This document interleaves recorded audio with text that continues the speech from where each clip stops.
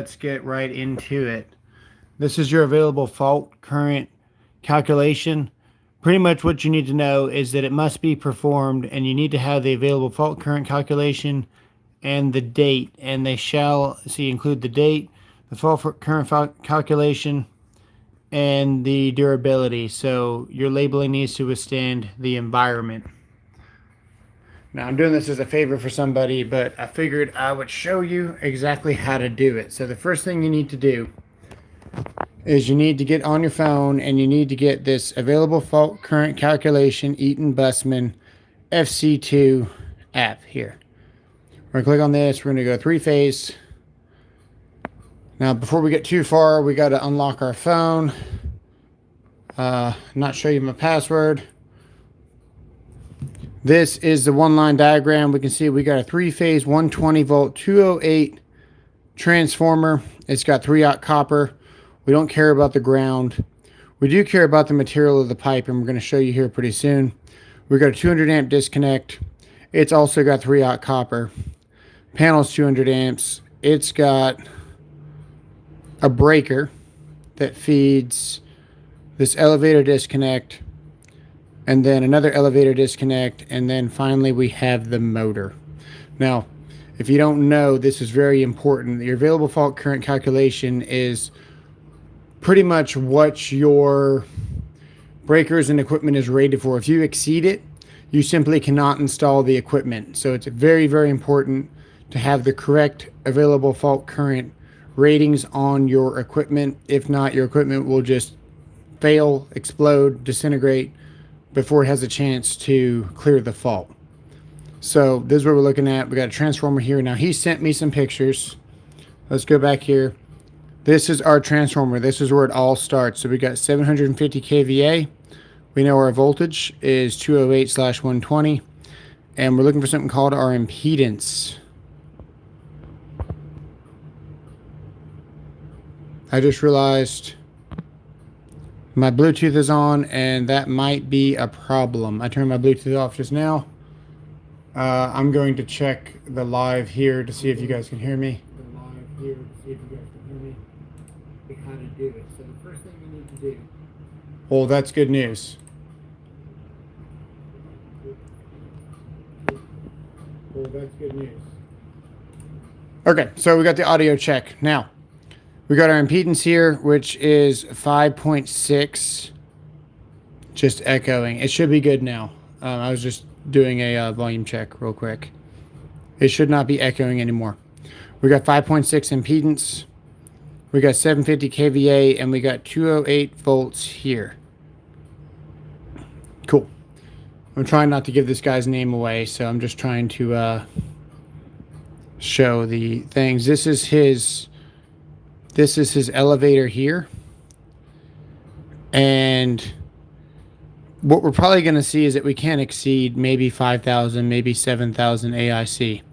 But it's not, thank you. Perfect. Okay. This is what we're going to do. We're going to go back to the home so you guys can see what to do. So when we open up this app here, it's going to say, is it three-phase or single-phase? And we know that it's 208, so it's three-phase. So we're going to go three-phase. And we're going to add to the system. We're going to add the transformer, which is back here. And we know that it's 750, 208, and 5.6 impedance, which is actually very high. The higher impedance, the better this goes for us. So we're going to say, we don't know what the primary fault current is. That's what we're trying to find out. And I'll show you how to use this in a second. But we're going to assume infinite current on the primary for now. We're going to add our kVA in, which is 750 here. The voltage we know is 208. 20. Sorry, I'm trying to look through the camera while I do this. 208. And the impedance is 5.6. 5.6. That's a 7, stupid. 6. There. We're going to add to the system. And we're not going to add any motors yet. And We are in add a motor later, but it's irrelevant. We're just doing the calculation on the wire, the length, the material of the conduit, all that stuff. So I'm going to show you. We're going to say no, and it's going to spit out a fairly high number, 41,308 amps. This is why it's so important to make sure that this calculation is done properly. And what you're going to see, the longer we get away from this transformer, the lower this number is going to go.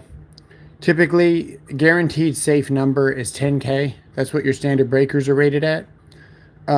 Typically, your main is going to be rated at 22, and that's where you can do like kind of series calculation and show that the main is going to protect downstream on the other breakers, but we'll get into that later. We're going to add to our system now is what we're going to do. So we're going to add wire. So we're going to add conductor, run, and our conductor run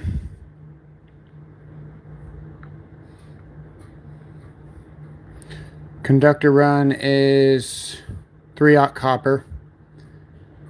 And you know what, honestly, he didn't tell me, but typically your transformers, if it's utility, it's going to be in PVC.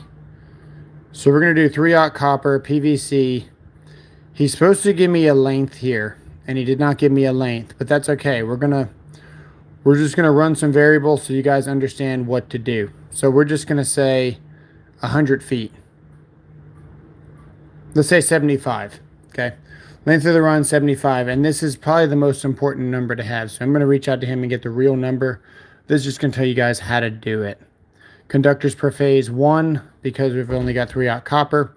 And 200 amps, we know the 3/0 copper is good for 200 amps, so we know that we only got one set. If you're doing parallels, this is where you put in your sets. And then your size here is 3/0, 3/0. We know that our material is copper because it says copper CU. Unless otherwise noted, you always go with copper. And we're not 3-conductor cable because we are in conduit. And we are non-metallic because we are PVC. And you're going to see we're going to start to choke down this fault current pretty quickly. We've got 14,478. So we're already halfway to our goal of trying to get below 10. Now, sometimes motors, especially elevator motors, will have a fault current of like 5,000. And that's kind of what we're trying to achieve here, I believe. So after this disconnect, we have 3/0 copper here going to this panel.